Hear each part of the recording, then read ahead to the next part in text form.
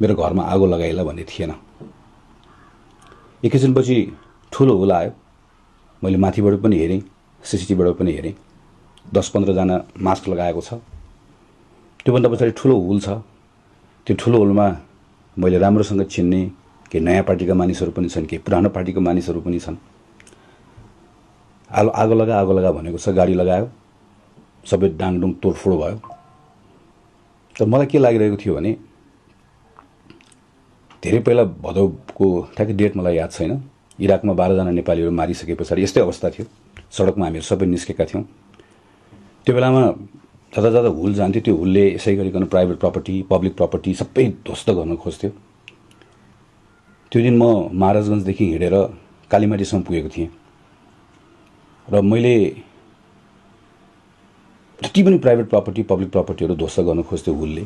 म त्यो हुलभित्र छिरेर कहिले पिटाइ खान्थेँ, कहिले गाली खान्थेँ, तर म त्यसलाई रोक्ने कोसिस गर्थेँ। मैले त्यो दिन सोचेँ आज पनि पक्कै कोही न कोही निस्किएला, त्यस्तो गर्नु हुँदैन भनेर। तर एकैछिन पछाडि घरमै आगो लाग्न सुरु भयो। तर केही त्यस्तो साथीहरू निस्किनु भयो जसले बाटो बनाएर पछाडिको बाटोबाट मेरो बुवा आमा, मेरो हिँड्न नसक्ने मेरो कान्छो बुवा, मेरो सानसानो छोरीहरू, मेरो वाइफ, हामीहरूलाई सुरक्षित ढङ्गले बाहिर निकाल्नुभयो। उनीहरू सबैप्रति एकदमै धेरै आभारी छु। सबै तहस नहस भयो, तर केही छैन। मैले यसलाई एउटा दुर्भाग्यपूर्ण घटनाको रूपमा लिनुपर्छ। साँझ सुरक्षित ठाउँमा गइसकेपछि भने जब आमाले मलाई रुँदै भन्नुभयो, त्यसपछि नरमाइलो लाग्यो। म पनि एकछिन रोएँ, किनकि त्यो मेरो घर थिएन। मेरो बाआमाले 2040 सालतिरबाट अलिअलि गरेर बनाएको, पहिला सानो घर, एक तल्ला एउटा कोठा थप्दै बनाएको त्यही घर थियो, जुन घरमा हाम्रो बाल्यकाल बित्यो। मेरो छोरीहरू त्यहीँ जन्मियो,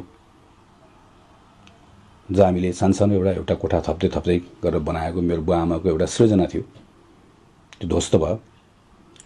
मलाई अर्को पनि नरमाइलो लाग्यो। मेरो कारणले गर्दा मेरो परिवारको सदस्यहरूले जे भोग्नु पर्यो, त्यस्तो किन भोग्नु पर्यो भन्ने लाग्यो। तर फेरि मैले छोरी आमाले सम्झाएँ, हामीहरू त सुरक्षित छौँ नि, तर जो युथहरू मारिएका छन् उनीहरूको परिवारमा के भइरहेको होला, त्यसैले यसरी नै सम्झाउनुपर्छ। र मैले अर्को कुरा केमा पनि चित्त बुझाएँ र अहिले पनि बुझाएको छु। म